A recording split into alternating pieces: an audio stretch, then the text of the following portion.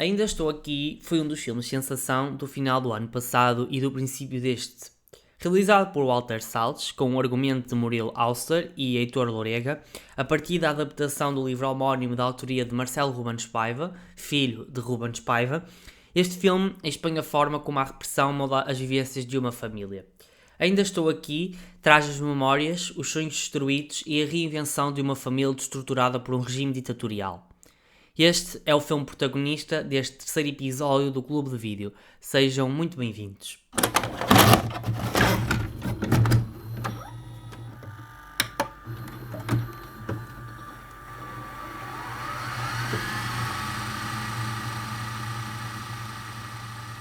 Olá, espero que esteja tudo bem com vocês. Estamos aqui para mais um episódio do Clube de Vídeo.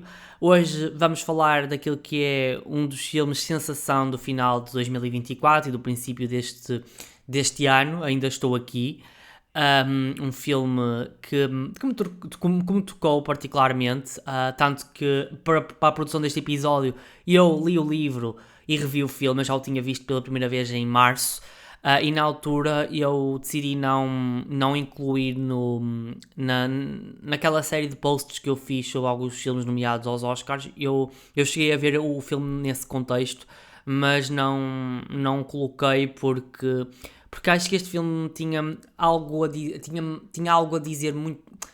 Eu aqui ia fazer uma construção frásica assim um bocado estranho, mas tinha algo a dizer mais do que simplesmente fazer aquela postura binária que eu tenho no Instagram, não é? Dos pontos positivos e pontos negativos. Eu queria explorar este filme de uma forma mais aprofundada. E eu, quando o vi, eu pensei, isto está um ótimo episódio do podcast e vou incluí-lo nesta temporada. É a primeira vez que eu faço um episódio sobre um filme brasileiro.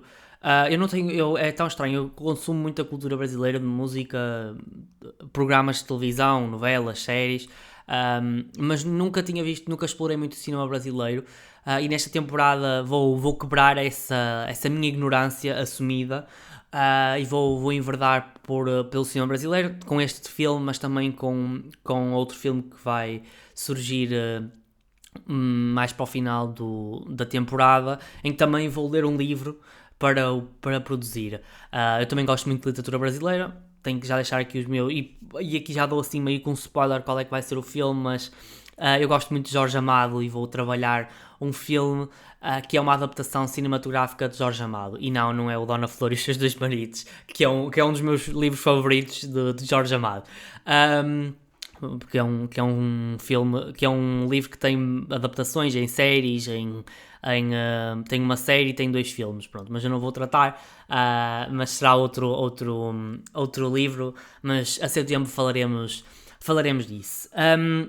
Então, eu li o livro e eu acho que o livro do Ainda Estou Aqui, da autoria do Marcelo Rubens Paiva, filho do grande protagonista desta história, Rubens Paiva. Marcelo Rubens Paiva escreveu um livro em 2014, sim, 2014, o livro, não sei se foi lançado em 2015, mas ele foi escrito em 2014, pelo menos aparece lá no final do livro. E é um livro que acho que ajuda a concretizar melhor algumas ideias que o filme apresenta. Eu vi a primeira vez o filme e houve coisas que, pela minha ignorância, mais uma vez assumida, sobre a ditadura militar brasileira, que eu ando a tentar quebrar essa minha ignorância, porque há alguns aspectos culturais, leia-se cultura de massas do Brasil, que me interessam particularmente enquanto historiador. E eu gostava de perceber como é que algumas propostas mais ousadas, se quisermos dizer assim, foram permitidas num contexto de ditadura.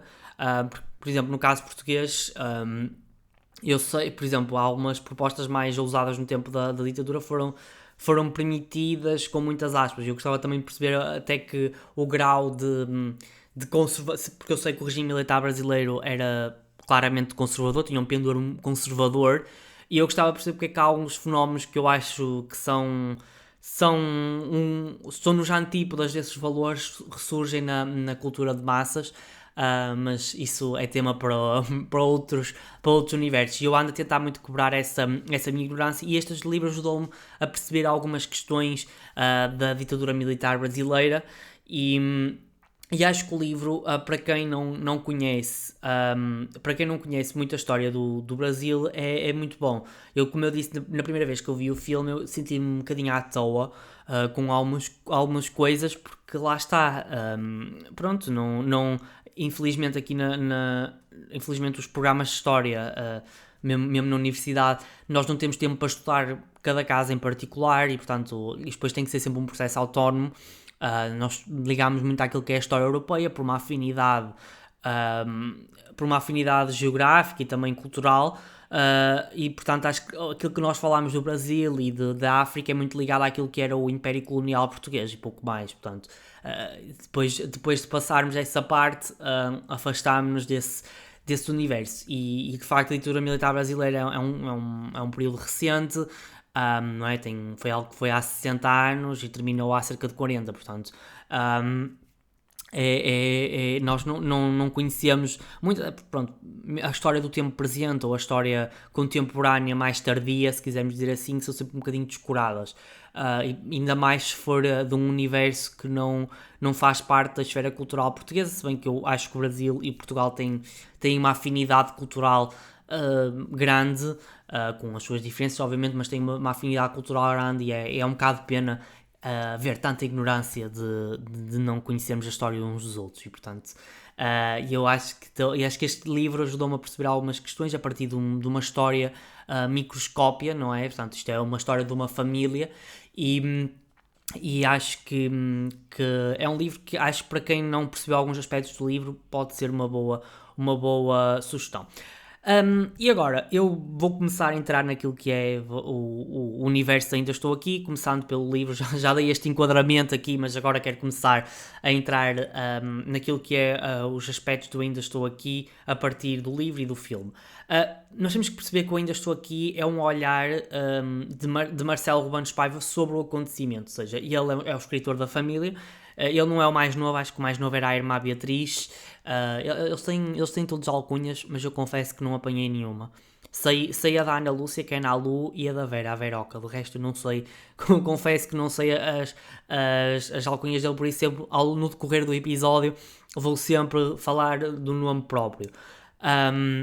Mas lá está, este é o olhar de Marcelo sobre os acontecimentos, e o livro tem um aspecto muito interessante que o filme descura, porque o filme tem um objetivo mais específico, que é retratar aquele período, aquele acontecimento da década de 70, o desaparecimento de Rubens Paiva.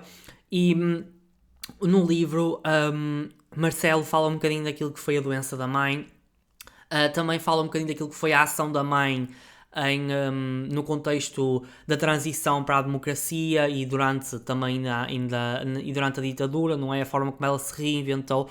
Lá está, é por isso que no início do episódio eu falei da questão da reinvenção, porque acho que mais do que nós falarmos de uma família que é destruída, e de certa forma é destruída por um desaparecimento da figura paterna, não é? E do marido, o pai e marido. É também a forma como esta família se reinventou perante aquilo que foi e aquilo que significou o desaparecimento de Marcelo Ruben Paiva. E eu gostei muito do livro, porque o livro alarga um bocadinho daquilo que é a perspectiva de Marcelo. Aliás, Marcelo fala muito da questão da doença da mãe. A mãe depois passou a ter, quando tinha 70 anos, no início deste milénio, começou a ter sinais de Alzheimer, e portanto ela faleceu em 2018 com Alzheimer, não é? Portanto, e Marcelo fala muito dessa questão, e portanto isto é um livro que é mais do que biográfico, porque eu acho que eu vi muitas pessoas a falar que é um livro autobiográfico, não o deixa de ser, mas eu acho que mais do que um livro autobiográfico é um livro de memórias, e acho que esta questão das memórias foram muito bem incorporadas neste filme.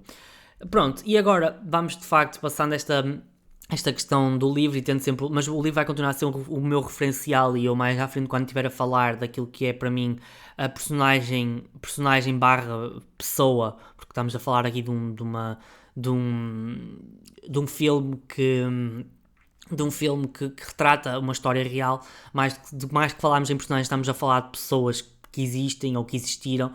Há eu agora perdi-me, eu agora ia dizer qualquer coisa. Eu agora queria falar um bocadinho agora já me encontrei, peço desculpa, mas isto hoje não tá nada bem.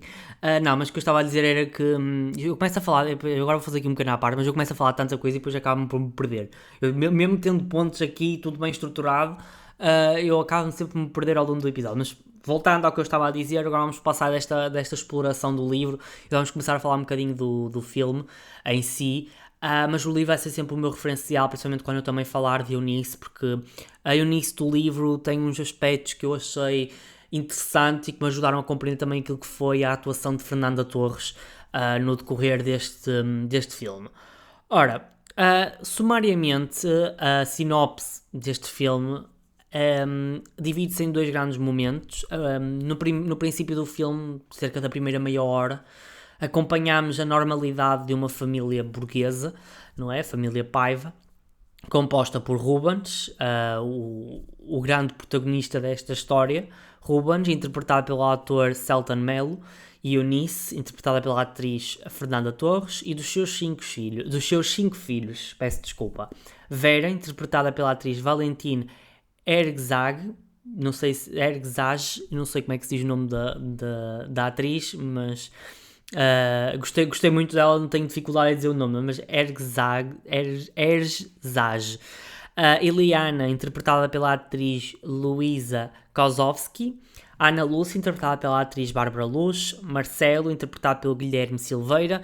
E por fim, a Beatriz, interpretada pela atriz, e aqui faço uma pequena rima, interpretada por Cora Mora. Eu aqui falei do nome dos atores quando são mais jovens, porque acho que naquela cena em 2014 alguns deles só dizem uma ou duas palavras e pouco mais, portanto quem carrega, digamos, grande parte da atuação destes personagens são estes atores jovens, infantis, jovens barra infantis, e muitos deles com muito talento. Eu, apesar de não saber dizer o nome da atriz que interpreta a Vera, reconheço-lhe um enorme talento, diga-se, é uma atriz muito boa. Pronto, e nós na primeira meia hora do filme acompanhamos a suposta normalidade de uma família burguesa. Portanto, Rubens, e o livro faz esse enquadramento, foi um político. Ele mais que ser arquiteto era um político, que quando do golpe de 1964, o golpe militar, ele teve que se refugiar primeiro na embaixada da Jugoslávia em Brasília e depois partiu para o exílio e um certo dia regressa ao Brasil para, no fundo, para se reunir com a família, não é? Porque a família não foi com ele, não partiu com ele para o exílio, porque ele era deputado do Partido Trabalhista, e portanto, e o golpe militar teve como um grande sustentáculo a ideia de que havia um perigo comunista que podia tomar o poder do Brasil. E portanto, o Rubens foi encarado como um oposicionista, se bem que ele não era comunista. O Marcelo deixa isso bastante patente, ele não era comunista, não subscrevia nenhuma ideia comunista, era um homem progressista, o Partido Trabalhista seria um partido mais de esquerda, não saía fundo, mas não era comunista, portanto, foi infundada essa perseguição que depois vigorou até à década de 70, que é o momento em que se passa a ação de Ainda Estou Aqui. Ora, como eu estava a dizer, num segundo momento do filme, depois dessa meia hora, nós acompanhamos as alterações familiares após a prisão de Rubens em janeiro de 1970. Rubens foi detido pela... é uma confusão de organismos, mas digamos assim que foi detido pelo Estado ou pelo regime ditatorial brasileiro, pelos militares, e portanto foi torturado. Foi mais do que preso, foi torturado e assassinado. E nós vamos acompanhando a trajetória da família. Depois há uma passagem temporal para 1996, em que já acompanhamos Eunice numa outra fase da sua vida, e depois em 2014 em que nós acompanhamos a atualidade, entre aspas, de Eunice, e esta Eunice já não é interpretada por Fernanda Torres, mas sim pela sua mãe, Fernanda Montenegro. Mas lá está, no segundo momento nós acompanhámos as consequências da prisão de Rubens e também da prisão de Eunice e de Eliana, e da forma como o regime ditatorial e a repressão política afetou esta família e alterou completamente aquilo que era, ou aquilo que era a sua trajetória expectável. Ora, eu agora, para me imergir na minha análise, quando estava a preparar o episódio, pensei em duas questões interessantes. Eu acho que dá para olhar para Ainda Estou Aqui a partir de duas formas. A primeira é a forma. Aqui não é a forma, ou seja, como é que o filme é apresentado ao público. Eu aqui incluí a ideia da banda sonora, da fotografia, também de alguns aspectos narrativos. E depois há uma segunda olhar, que é o conteúdo. Eu gosto mais, confesso que gosto mais desta questão do conteúdo, que é a narrativa, ou seja, quais são os temas tocados, qual é o conteúdo do filme, ou seja, aquilo que é-nos relatado, mais do que mostrado, aquilo que é relatado. Eu vou falar muito sumariamente daquilo que é a forma. Eu confesso que não sou muito fã dos aspectos mais técnicos do filme. Confesso também, este episódio estou a confessar muito a minha ignorância, mas confesso a minha ignorância em certos aspectos cinematográficos, não obstante ter um podcast de cinema, mas sou muito, muito leigo em certos aspectos de cinema, sei algumas coisas. Eu diria que eu até sei, eu sou mais preguiçoso em compreendê-las mais a fundo, mas eu não gosto tanto desta questão da forma como é apresentado ao público, gosto de conteúdo, daquilo que são as subtilezas do enredo, das personagens, pronto. Mas eu neste filme tinha mesmo que falar da forma, porque eu acho que este filme retrata uma tragédia, não há outro nome para classificar aquilo que é a prisão de Rubens Paiva. É uma tragédia, não é? Deixar 5 filhos da forma como é, a partir de uma acusação completamente arbitrária e uma acusação cheia de confusões, e depois também, não só mais do que as confusões, é também a forma como depois também metem descaradamente à família, e portanto é uma tragédia, é uma violência, eu daqui a pouco já vou falar mais destas questões, mas foi algo que me tocou particularmente, especialmente quando li o livro. Eu acho que o livro ajuda-nos a aprofundar mais essa dimensão, mais do que o filme é o livro. Eu acho que as palavras de Marcelo, e vendo aquele discurso na primeira pessoa, dá uma outra dimensão a este acontecimento, esta tragédia. Mas sim, eu tinha que falar da forma, porque eu acho que o Walter Salles trabalha aqui a narrativa de uma forma muito interessante, como é que a apresenta ao público. Em primeiro lugar, uma coisa que me chamou logo a atenção, logo nos primeiros segundos do filme, o filme é muito bonito visualmente, é isso que eu até ia dizer já anteriormente, é muito bonito visualmente. É um filme que parece assim um filme de verão, parece assim uma coisa. A tragédia é quase contrabalançada por aquelas primeiras imagens na praia, portanto aquele ambiente muito, muito estival, usando a palavra estio, que eu gosto muito da palavra estio para classificar o verão. Usamos muito verão, mas eu acho que estio é uma palavra mais bonita. Mas não quero entrar nestes à partes. Mas sim, uma coisa que me chamou a atenção no princípio do filme foi essa beleza. Há um granulado e há um abuso daquele filtro da câmara de filmar, ou seja, que remete para essa ideia da memória, ou seja, isto é um filme sobre memória, sobre a memória daquela família em relação àquele acontecimento, e acho que eu gostei muito disso, porque dá algo que nos remete para o passado, mas também para algo. Os vídeos caseiros são algo íntimo, não é? Os vídeos caseiros são feitos não para serem divulgados, mas sim para serem consumidos em família, para perpetuar essa memória. E acho que o Walter Salles, ao usar aquele granulado que nos remete para algo antigo, não é? Portanto, e depois também esse filtro, à falta de palavra melhor, da câmara, ajuda-nos a entrar naquilo. É quase como um filme mais íntimo, que nos remete para o passado, para as memórias. Eu gostei muito desses aspectos. Depois, eu gostei também de outra questão, que é a forma como Rubens, a personagem de Selton Mello, interpretada pelo Selton Mello, Rubens nunca aparece muito tempo sozinho. Ou seja, ele é mostrado ao público quase sempre acompanhado, seja por amigos, seja por familiares, ou quando está sozinho, logo de seguida, passado poucos segundos, aparece outra pessoa, ou seja, porque lá está, nós percebemos qual é a perspectiva deste acontecimento. O filme é feito sob a perspectiva da família. Eu creio que provavelmente na produção deste filme, provavelmente os argumentistas provavelmente entrevistaram mais membros da família, não se limitando só a adaptar o livro. Marcelo, quando escreveu o livro, ele certamente falou com alguns familiares, pelo menos deu-me essa ideia quando li, mas eu acredito que os argumentistas tenham contactado com a família, até porque percebemos que, por exemplo, Marcelo Rubens Paiva esteve sempre muito presente naquilo que foi a divulgação do filme.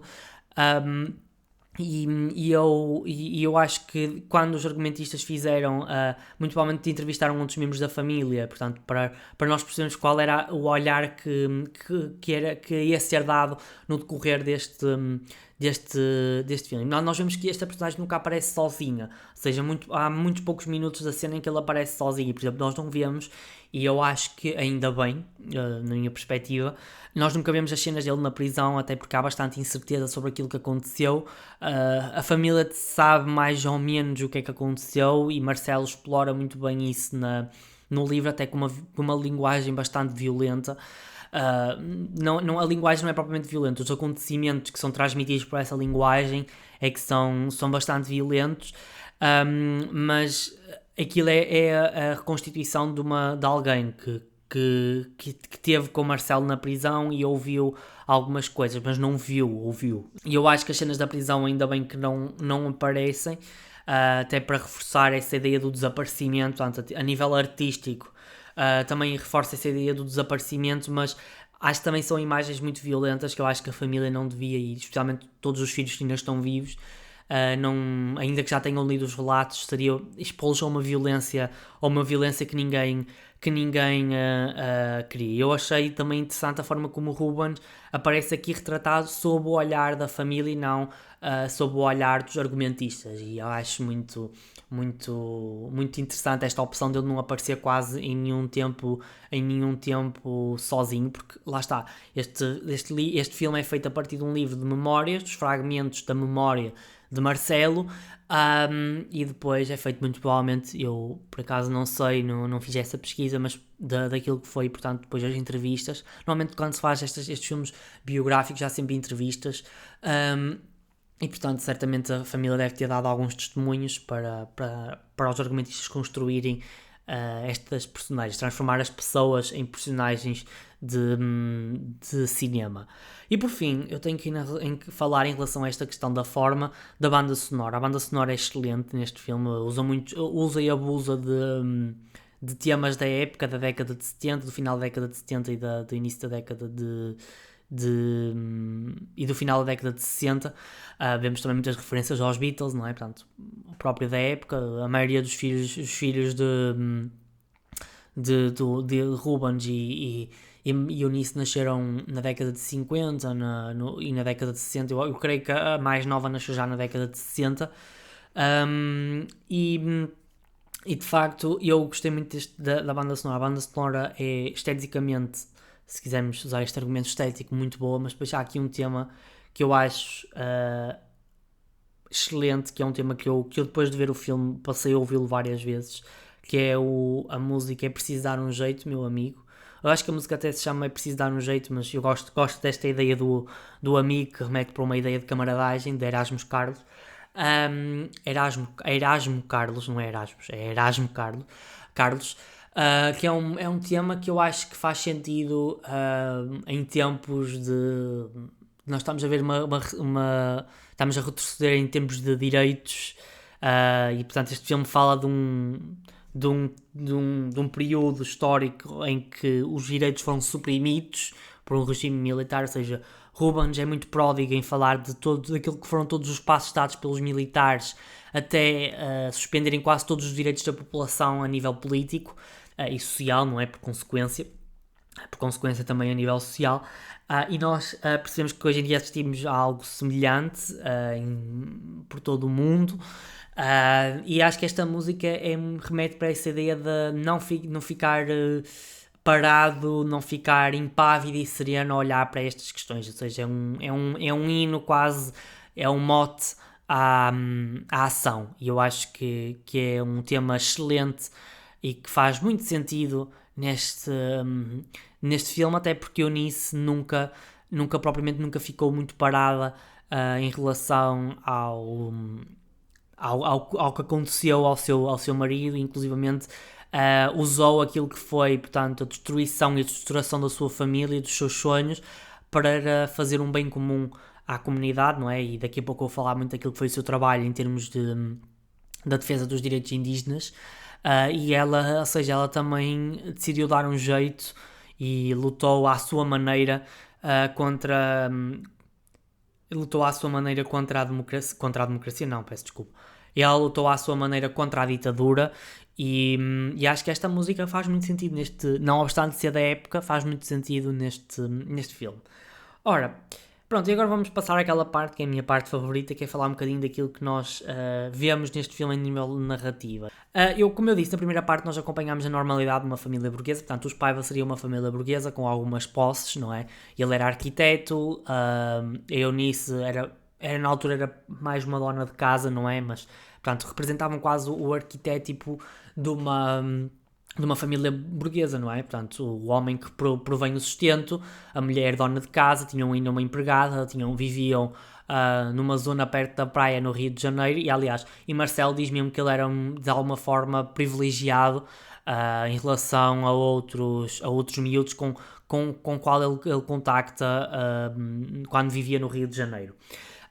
E de facto nós vemos que é uma família que vive a sua vida, não é? Recebe pessoas em casa, ouve música estrangeira, estudam, as filhas frequentavam o balé, recebiam amigos em casa, como eu disse, tinham posses materiais. Portanto, nós acompanhámos na primeira meia hora o retrato de uma família aparentemente feliz, que de certa forma até nem parece que está muito envolvida em política. Aliás, eu quando vi a primeira vez o filme fiquei um bocadinho confuso quais foram os motivos para prender Rubens, porque aparentemente ele não estava envolvido em política. Depois, quando li o livro, percebi que de facto ele estava envolvido em política, e há no decorrer do filme alguns sinais, mas percebemos que fica sempre aquela dúvida se ele de facto estava envolvido diretamente ou não.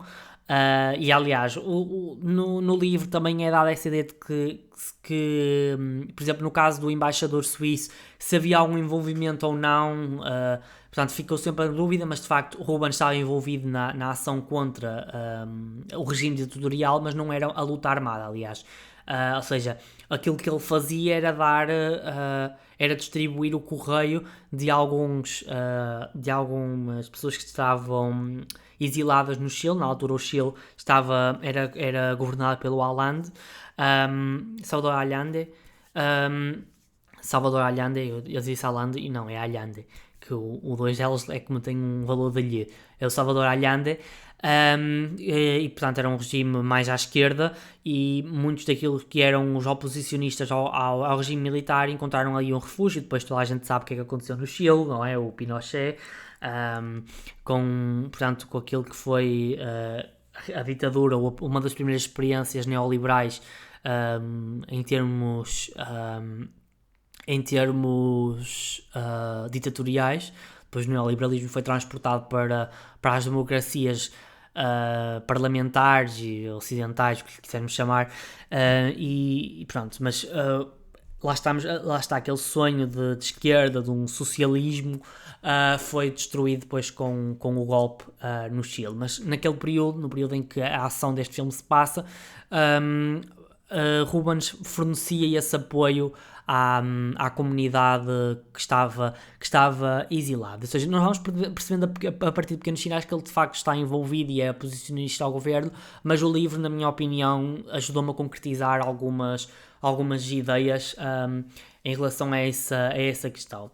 Ora, tudo muda em janeiro, nos princípios de janeiro, quando, aliás, eu também, o sequestro dele não foi em 1970, foi em 1971, porque o filme começa em 70, mas é a altura da transição. O sequestro é em 70, em dezembro de 70, mas o sequestro do embaixador é em 70, mas mas a prisão de Rubens é em 1971, no princípio cerca de dia 20 ou 21 de janeiro de 1971. E, portanto, ele, nesse dia de janeiro de 1971, Rubens é detido, aparecem homens em casa depois de uma chamada, que era a chamada de uma pessoa que já tinha sido detida no aeroporto porque estava a transportar as cartas, que tinha ido ao Chile.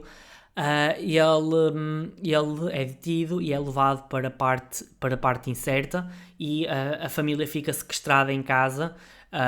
Ou seja, Eunice, antes de ser levada para interrogatório, é sequestrada na própria casa porque ninguém pode sair ou entrar naquele espaço. E essas cenas em que Eunice e os filhos estão praticamente presos em casa deixam intervir algumas questões que se calhar podem ter passado. Não, eu acho que não passaram despercebidas, porque eu acho que há um grande enfoque nessa questão, que é os sequestradores, não é? Os raptores, eu digo sequestradores porque eles no fundo estavam a sequestrar uma família, não é? Eram até bastante educados, não é? E até vemos, por exemplo, o Marcelo a jogar aos matrecos, eles, lá no filme é dado outro nome, mas eu por acaso agora não me recordo. Vemos ele a jogar aos matrecos com um dos membros que está afeto ao regime, e portanto que eles até são pessoas bem educadas, ou seja, nós temos que são pessoas normais que estão a fazer estas ações, portanto há muitas vezes uma tendência, e eu próprio muitas vezes tinha na memória que os agentes da repressão eram pessoas diferentes das outras. Não, até podiam se calhar até ser boas pessoas na intimidade, mas depois eram capazes, porque estavam a trabalhar para o regime, de cometer as maiores atrocidades, não é? E depois nós vemos outro sinal de boa educação, se quisermos dizer assim, quando Eunice é presa, ela e a filha Eliana são presas, e um dos militares que está,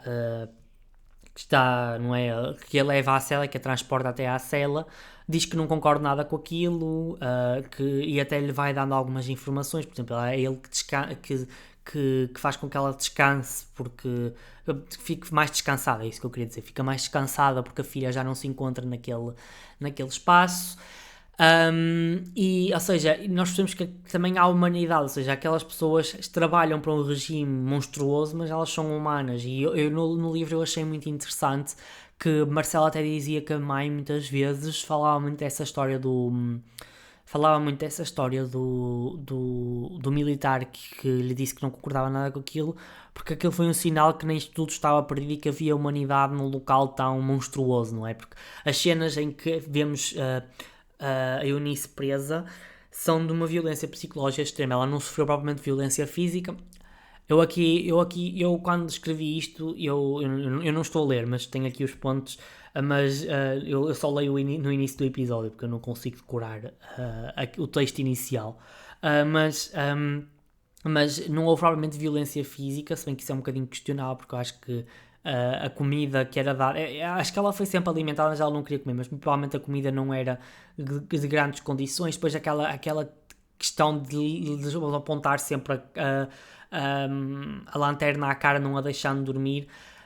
Ou seja, aquilo não era bem propriamente uma privação de sono, porque ela deve ter chegado a dormir, mas muitas vezes apontavam isso, ou seja, acordavam a pessoa de uma forma violenta, fisicamente, não é? Portanto, a privação do sono é simultaneamente, se bem que eu estou a dizer, eu não acho que ele fosse privação do sono, se bem que os relatos de privação do sono foram referidos no livro em relação ao Rubens. Supostamente o Rubens sofreu privação de sono, mas ou seja, mas apontavam-lhe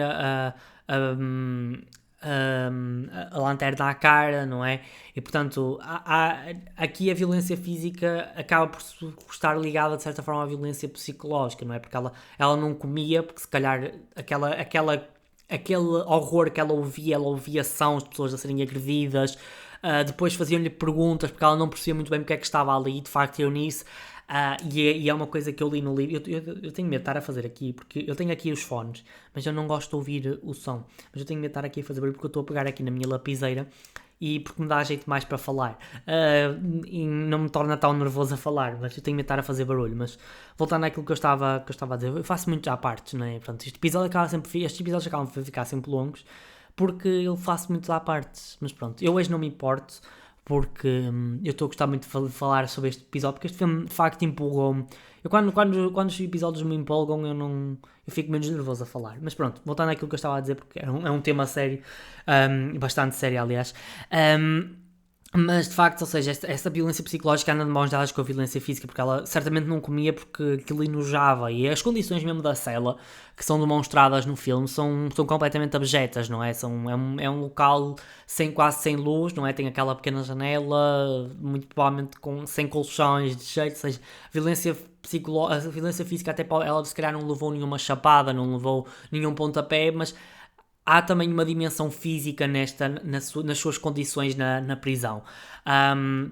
Mas de facto eu acho que as cenas da prisão são talvez as cenas mais violentas deste filme, porque é violentas do ponto de vista do público. Nós ouvimos aqueles sons, e depois vemos, aliás, há uma cena em que nós vemos uma pessoa a ser afogada num tanque, portanto, que isso era uma das práticas de tortura. Portanto, o Walter Salles acabou por também conseguir trazer aquilo que são alguns dos relatos que existem sobre as torturas em contexto ditatorial, para o filme de uma maneira muito, muito interessante, porque nós acabamos, a partir da prisão da protagonista do filme, nós também vemos outras questões. Há estas subtilezas. Aliás, o filme tem bastante subtilezas e eu daqui a pouco vou falar de uma, mas vai ser mais... Eu queria primeiro falar destes dois momentos mais a fundo. Ora, para mim, o volte-face da família é quando se dá, em primeiro lugar, quando se dá a prisão de Rubens, mas também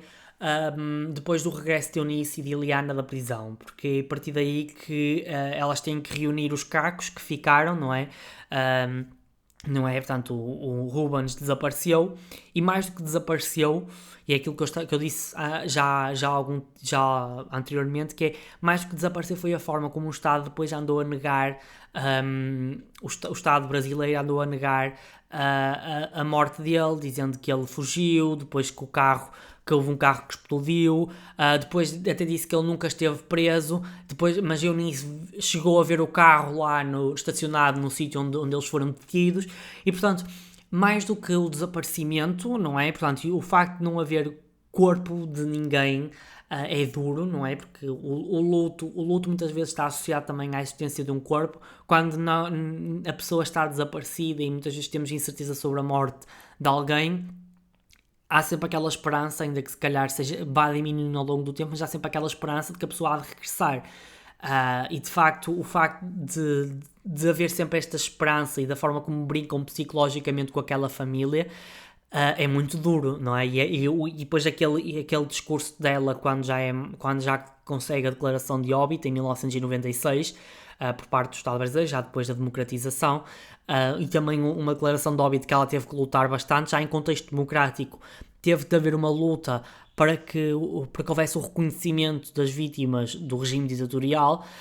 Nós percebemos que ela diz que, de facto, o desaparecimento de uma família não condena só a pessoa que desaparece, não é? Portanto, o Rubens, ela depois acaba por saber que Rubens falece, não é? Mas mais do que isso, é a forma como depois brincam psicologicamente com aquela família, ou seja, o desaparecimento de facto significou a eliminação física de Rubens, mas também violentou a família, não é? O desaparecimento é o que ela diz, é uma das práticas mais violentas, o filme fala muito dos números de pessoas que desapareceram, e foi um número elevado, não é? Acho que foram 20 mil pessoas, portanto, é uma coisa, são 20 mil famílias que ficaram à deriva, sujeitas a uma comunicação muitas das vezes contraditória, portanto é bastante duro, e nós percebemos que este volta, ou seja, a prisão de Rubens marca a reviravolta, mas eu diria que aquilo que concretiza a reviravolta no filme é a chegada de Eunice a casa e ter que começar a pegar nas histórias soltas, depois contacta com a Marta, a professora de balé das filhas, acho que é a professora de balé das filhas, que também estava envolvida na questão da circulação das cartas, E nós percebemos que essa pessoa ao início não quer falar porque aquilo que teve que passar na prisão foi bastante violento. Essa história dessa Marta, ela vinha com uma cunhada e elas vinham do Chile, lá está, foi o que eu disse anteriormente. Ou seja, o filme não fala dessa cunhada, mas a cunhada acho que é quem tinha as cartas, até quem transportava as cartas. Mas elas estavam as duas de viagem, e é por isso que ela aparece aqui como uma figura interessante, porque ela depois acaba por escrever uma carta e depois, anos mais tarde, ela dá depoimentos, porque depois o caso tentou-se que o caso chegasse à justiça, mas no final do filme, o livro já tem 10 anos, e eu depois tentei, quando revi agora o filme, percebi que de facto, já nem me lembrava, que de facto não houve justiça para prender os autores do crime, e dos crimes, não é? Porque não foi só este crime, certamente foram muitos mais, mas neste crime em concreto, ou seja, ela depois escreveu uma carta e deu depoimentos, mas lá está, ou seja, Eunice tem que reunir, isto, eu já estou a avançar mais para a frente, mas Eunice tem que reunir aqui muitas histórias soltas, muitas mentiras, daquilo que aconteceu ao seu marido, e é um processo muito, muito violento. E depois, outra questão que é a violência, que é a violência que se vê, que é uma violência não é física, mas é uma violência simbólica, se quisermos dizer assim, se bem que isto é uma utilização forçada do conceito, mas, ou seja, como eu disse, este regime era muito conservador e, portanto, a figura da mulher tinha muito poucos direitos, não é? E o facto do marido não ser dado como um morto, quando toda a gente já tinha percebido muito provavelmente que ele tinha morrido, a partir de uma certa altura começou-se a perceber que ele não ia regressar. Aliás, depois já há aquele diálogo, já em 96, de Marcelo e de Beatriz, sobre quando é que eles fizeram o luto do pai. Nós percebemos que foi, por exemplo, ele fez um ano e meio depois, mas a irmã fez cerca de uns meses depois do pai desaparecer, porque percebeu que de facto ele não ia regressar e que a vida estava a mudar, porque o pai não ia regressar. E lá está, ou seja, nós percebemos que há esta violência simbólica, que é a mulher não tem poder quase sobre o seu património, porque o marido não está vivo. Melhor, o marido não está em casa, mas aos olhos do Estado está vivo porque não há declaração de óbito. Aliás, ela só consegue de facto mexer no seu património só nos anos 90, portanto já quase cerca de 26 anos depois, ou 25 anos depois destes acontecimentos. Portanto, foi um quarto da sua vida que ficou estagnado, e de facto lá está, ou seja, há esta violência, porque os sonhos são destruídos. Eles queriam construir aquela casa, ela teve que vender peço desculpa, teve que vender o terreno para conseguir sustentar a sua família, não é? Teve que despedir a empregada, ou seja, obviamente que isto era uma família de alguma forma privilegiada, e nós olhamos esta questão da empregada, não é uma coisa que, não é? As pessoas podem perfeitamente aprender a fazer as coisas, mas eu diria que é mais esta questão de ver o sonho a ser destruído, com a venda da casa, depois terem que sair do Rio de Janeiro. Mas a personagem da Eunice é uma pessoa que muito pragmática, e Rubens no livro fala muito dessa questão. É uma pessoa muito pragmática, porque ela, de facto, ela tem que pegar nesses cacos todos, não é? Portanto, aquilo que ficou daquela tragédia, não é? Sabe que tem 5 filhos para criar, ela e tem uma coisa por concluir, e ela decide dar uma volta à sua vida. Mudou-se para São Paulo, depois ela entra no curso de Direito. Nós percebemos que é uma mulher muito pragmática, que não perde muito tempo... não perde muito tempo a chorar pelo leite derramado, não é? E de facto, esse é um dos aspectos que me fez gostar muito da personagem da Eunice. Mais que ser uma personagem, é uma pessoa, digamos assim, que é uma mulher muito, muito pragmática e excelentemente interpretada por Fernanda Torres, que acho que já não era consagrada anteriormente, agora consagrou-se de vez. E depois também a sua mãe, que é uma grande atriz. Eu conheço mais o trajeto da mãe do que da filha, mas as duas interpretaram duas Eunices em dois estágios da vida completamente diferentes. Mas a Fernanda Torres para mim cativou-me muito, porque a Eunice é uma mulher muito mais complexa do que aquilo que é apresentado no filme. Eu gostei muito daquilo, como é que Marcelo olhou para a mãe no decorrer no decorrer do livro. Ou seja, ele olha para a mãe e nós entramos naquele universo da visão de um filho sobre a mãe. Eu gostei muito do livro, por acaso. Acho que às vezes o livro derrapa ali um bocadinho, mas é um livro num seu todo muito, muito, muito bom. E de facto, uma coisa que eu gostei foi a forma como ele retratou a mãe, ou seja, ele realçou esse pragmatismo da mãe, mas, por exemplo, Eunice no filme até parece ser muito afetuosa com os filhos, mas ele diz que ela não era na realidade assim tão afetuosa. Certamente é o que ele diz, ele gostava, e ela gostava deles à sua maneira, não era tão afetuosa com eles. Pronto, nós é que temos a tendência a achar que temos que demonstrar o afeto para gostarmos de alguém. Mas ela gostava e ela. Acho que aquilo que eu li no livro e depois vi neste filme, ainda que haja aqui algumas diferenças, estas pequenas diferenças entre as duas Eunices, se quisermos dizer assim, é que ela, ou seja, ela gostava dos filhos, não é? Ela deu a volta e foi muito pragmática a mudar de vida para lutar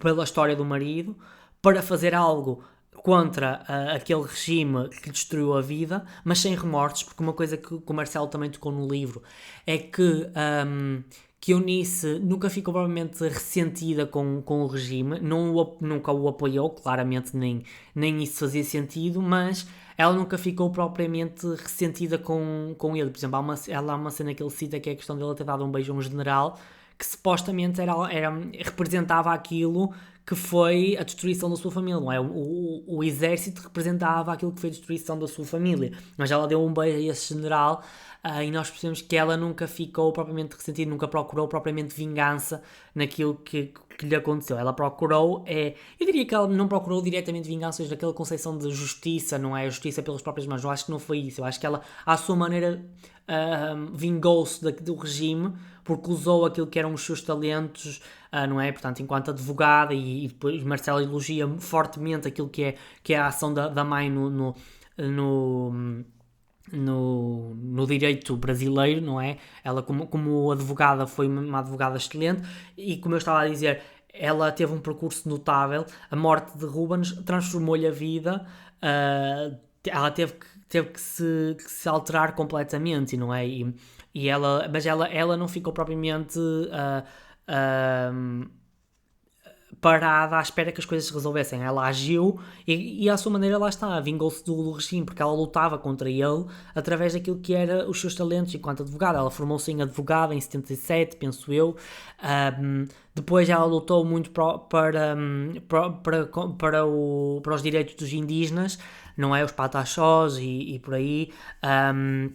Eu gostei muito do relato sobre a questão da delimitação dos terrenos dos territórios, não é terrenos, é territórios dos indígenas, como ela lutou, como ela teve um papel fulcral também na Constituição, já no período democrático, como ela trabalhou para a ONU, para o Banco Mundial, portanto, ela foi uma mulher que se alterou com a vida do marido e aliás, o Marcelo faz um exercício que é, se o pai decidisse voltar algum dia, ele teria que aceitar aquilo que era a nova Eunice, uma mulher que se tornou independente e teve que perante uma tragédia, mudar, ou seja, ela foi uma mulher muito, muito, como é que eu ia te explicar? Foi uma mulher que foi muito proativa na alteração da sua vida e não ficou propriamente a chorar pelo leite derramado. Depois há alguns aspectos que Marcelo toca, que também é o facto dela, por exemplo, ser machista, ela dizer que ela perdoava-lhe muitas coisas enquanto às irmãs já não era bem assim, mas eu achei interessante, ou seja, é uma mulher fenomenal, é uma mulher interessantíssima, muito complexa. O filme aqui simplifica um bocadinho a mulher. Acho que não a simplifica, não a reduz a um estereótipo, não acho que seja isso. Pronto, no episódio anterior falei da questão dos estereótipos, que eu não os reconheço sempre como negativos, mas sim, não é uma mulher simples, pronto. Há aqui uma complexidade, até porque nós percebemos através de pequenas subtilezas que ela, ou seja, ela é uma mulher que não demonstra sofrimento à beira dos filhos. Por exemplo, aquela cena, e é por isso que eu digo que Fernando Montenegro esteve excelente neste papel, porque às vezes nem era preciso falar para transmitir aquilo que ela estava a sentir. Eu daqui a pouco vou falar das cenas mais marcantes deste filme e eu acho que vou concretizar melhor esta ideia, mas, por exemplo, ela não demonstrava, por exemplo, há uma altura em que ela recebe a notícia da morte do Rubens pela mão do Humberto Carrão, a personagem de Félix, que era amigo da família, era jornalista e amigo da família, em que ele conta-lhe que muito provavelmente o marido morreu, como era dito, morreu em guerra. entre aspas, ou seja, era uma expressão utilizada pelo regime, e ela, a filha mais nova, a Beatriz, entra no escritório e ela segura as lágrimas que compõem-se logo no espaço de 2 segundos. E ela, ou seja, esta ideia de manter-se uma mulher bastante digna, aliás, a cena também da fotografia, ela dizer aos filhos para sorrirem, para não demonstrarem sofrimento, porque ele dizia mesmo que a família italiana, os Facciola, não mostravam sofrimento, e eu acho que ela é uma mulher bastante digna, muito honrada, não honrada naquele sentido de ser uma mulher pura, como esses discursos machistas impõem, mas era uma mulher honrada no sentido de defender o seu caráter, não se deixar abalar por uma tragédia. Ela certamente por dentro estava destruída, não é? E Marcelo reconhece isso, e nós percebemos, ela certamente estava destruída, mas ela não demonstrava isso a ninguém por uma questão de dignidade. Eu acho que foi uma coisa a mim que me tocou. Esta mulher, eu achei fascinante a história dela. Eu acho que dava só um filme à volta desta mulher, e que foi brilhantemente interpretada por Fernanda Montenegro. Pronto. Eu agora queria falar de uma coisa, e aqui fazendo aqui um à parte, que há algumas coisas que eu achei em relação ao livro, e eu vou tentar ser bastante breve, porque agora quero também falar das cenas mais marcantes e terminar o episódio, até porque já vamos bastante. Este episódio vai ser o mais longo da temporada, tenho quase certeza, mas eu desta vez não me importo, porque acho que estou bastante empolgado aqui para falar de algumas questões. Há aqui uma coisa que me chamou particularmente a atenção, que é uma cena ainda na altura da normalidade da família, que é a cena em que Ana Lúcia e uma amiga dançam o Je t'aime, aquela famosa canção francesa. Penso que a cantora faleceu há uns tempos, há 1 ano ou 2, mas pronto, eu não é tanto a altura que me interessa, se bem que a música é representativa de um certo erotismo, de uma certa libertação sexual, e lá está, é pegar nessa questão.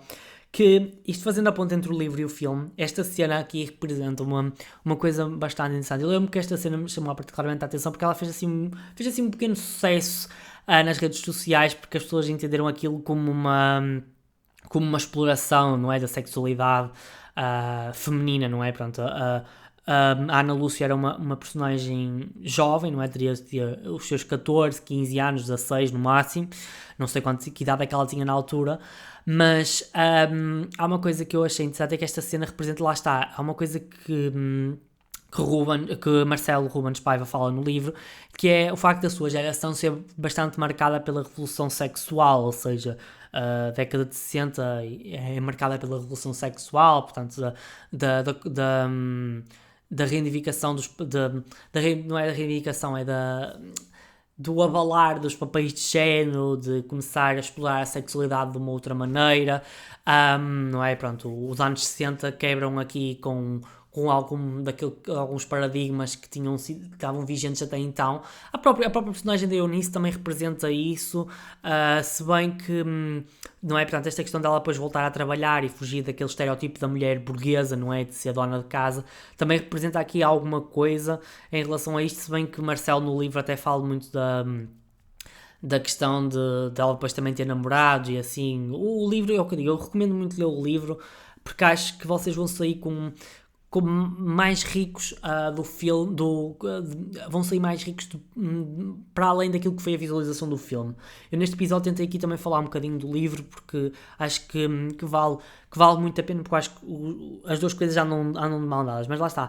A personagem de Eunice já representa aqui alguma coisa, não é? Mesmo que seja uma geração que já não vivenciou o auge da revolução sexual, não é? Portanto, quando se deu a revolução sexual, ela já tinha de cerca de 30, 40 anos, portanto já é uma altura em que as pessoas já não estão abertas a isso, mas a juventude está, não é? Portanto, serem filhos que nasceram na década de 50 e na década de 60, certamente têm outras perspectivas de vida, têm outras ideias, e lá está, esta cena do Je t'aime, elas lançarem o Je t'aime até de uma forma bastante próxima e íntima, é muito interessante, porque deixa entrever esta questão da revolução sexual, ou seja, estas memórias também se intercruzam com alguns aspectos de, não é? Como é que eu vou te explicar? com alguns aspectos de alteração de costumes, de ideias e dessa de exploração da sexualidade. Portanto, o livro também, o filme também abre portas a essas questões e acho que são trocadas no filme, mas que o Walter Salles e os argumentistas em conjunto têm que conseguir incorporar aqui de uma maneira subtil. Eu achei muito interessante essa dimensão e que também nos ajuda a compreender melhor o universo social em que estas pessoas cresceram. Aliás, isto era uma família burguesa que tinha acesso também a estes consumos culturais. Portanto, sabemos que há um certo nível da sociedade que estes costumes chegam mais rápidos do que a outros, não é? Portanto, e o facto... Mas se bem que eles dizem que elas não percebiam francês, mas eu acho que há coisas que... Como é que eu ia te explicar? Há coisas que não é preciso nós percebermos para saber o que é que são. Pronto, eu acho que o GTM é uma música muito autoexplicativa nesse ponto. Eu queria ainda falar de deixar aqui um elogio ao filme em termos da caracterização. Eu acho que a caracterização, por exemplo, de Eunice em 1996 é bastante boa. Também, ou seja, nós percebemos, não é só a questão de ter pintado as raízes do cabelo, também nós vemos também aquelas marcas na pele, fruto, também, portanto, a exposição solar, não é? As pessoas quando envelhecem acumulam a cara acumula aquilo que são os anos a passar, não é? Mas esta caracterização eu achei bastante interessante e que acho que muitas vezes não vi muitas pessoas a falar e eu gostei bastante dela. E por fim, antes de irmos às cenas mais marcantes, eu queria falar ainda da questão do título, que foi o livro, lá está, e mais uma vez, o livro me ajudou a perceber o significado deste título. Ainda estou aqui, era uma frase que Eunice Paiva repetia quando já estava com a doença de Alzheimer, e portanto eu achei o título muito interessante, ou seja, esta questão do ainda estou aqui é uma frase impactante, porque lá está, isto remete para a ideia de que, ou seja, a mãe, o livro toca muito na questão da memória, e eu acho que é uma questão de, e o Marcelo explora um bocadinho daquilo que é esta frase, ou seja, esta frase para ele representa também de alguma forma, ou seja, um significado que a mãe, apesar de estar com aquela doença, ela ainda continua a dizer que sabe que está ali, que existe, portanto, o Marcelo no livro discute muito a questão da memória e da forma como esta doença impacta, e o livro, as últimas páginas do livro são bastante pesadas. Foi isso que me fez dar o livro 5 estrelas foi isso que me fez dar ao livro 5 estrelas no Goodreads, porque eu acho que a doença de Alzheimer é uma das coisas que a mim mais me incomoda. É uma doença terrível, mas como eu estava a dizer, esta frase é muito interessante, não é? Remete-nos para esta ideia de que é para não ser esquecido, ou seja, para as coisas não serem esquecidas, e portanto significa que apesar do tempo passar, as pessoas ainda estão ali. Portanto, eu acho que este título aqui é interessante e que faz sentido para este filme, ou seja, tipo, eu acho que para este filme e para este livro, ou seja, também é uma questão de memória, ou seja, estas pessoas ainda estão cá, o legado delas ainda estão aqui, não se esqueçam desta história. Eu acho que esta história também serve de exemplo para outras coisas, não é? Portanto, assistimos a uma banalização da repressão política e de pessoas a darem o poder a pessoas que claramente querem voltar a estes tempos. Eu acho que esta ideia do ainda estou aqui remete para nós não esquecermos, e esta questão da memória, voltamos aí, para não esquecermos, e isto também é quase também uma ideia de instar a que se faça justiça, não é? Pronto, a maioria das pessoas que estavam envolvidas no crime que vitimou o Rubens Paiva acabaram por falecer, algumas delas nunca chegaram a ser condenadas, ou seja, mas eu acho que esta ideia de que esta história fique para a posteridade e que não caia em saco roto. Bem, então, para terminar este episódio, vamos falar para mim, eu desta vez não tenho uma cena marcante, tenho duas. Eu aqui já dei spoiler ao longo do episódio, mas eu tenho duas cenas marcantes neste filme que me tocaram particularmente, pelas duas atrizes que interpretam Eunice. A primeira é da responsabilidade de Fernanda Torres, é a cena na sorvetaria, ou seja, quando ela diz aos filhos que eles vão comer um gelado. E depois nós vemos Eunice a olhar com um olhar vazio, para as famílias que estão felizes, não é? Portanto, que estão famílias felizes, que estão no momento de sua intimidade familiar, que estão a sorrir, que estão a rir, e ela olha daquilo de uma forma vazia. Esta cena é precedida, é antecedida, desculpem, é antecedida da cena em que ela descobre que o marido morreu em guerra, como o regime disse. E aquele olhar vazio diz-nos tanto, ou seja, é um momento em que ela não esboça nenhuma lágrima. Os filhos sabem que ela não está bem, ou seja, nós temos os filhos a olhar até de uma forma confusa para a mãe, percebem que ali há alguma coisa que não está bem, ela não esboça uma lágrima. Lá está essa questão da dignidade, não fazerem pouco da família, da tragédia da família.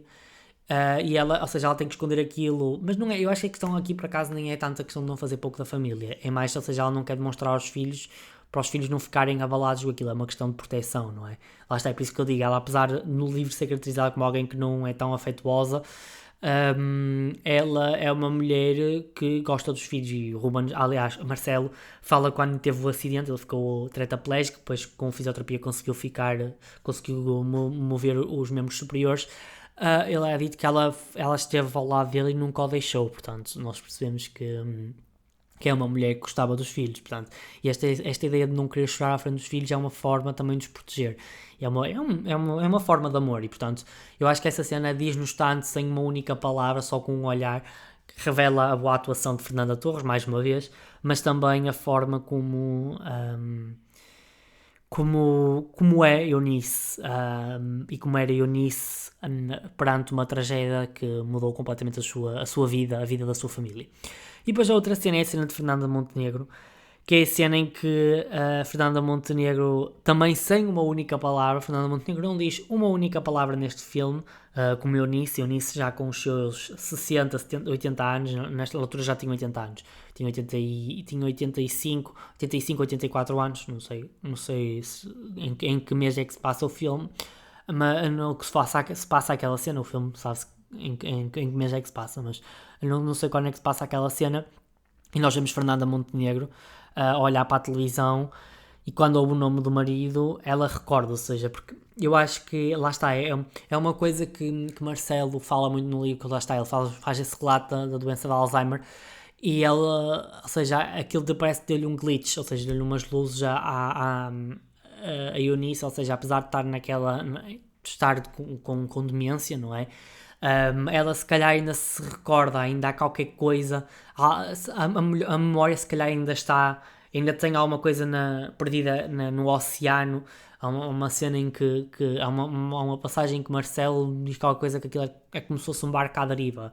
O Alzheimer faz com que as pessoas fiquem à deriva, mas se calhar dentro daquele barco à deriva ainda existe alguma coisa na Eunice que no fundo faz com que não se deixe de esquecer da história que foi tão estruturante para a sua vida, não é? E que mudou completamente a sua vida para pior e para melhor.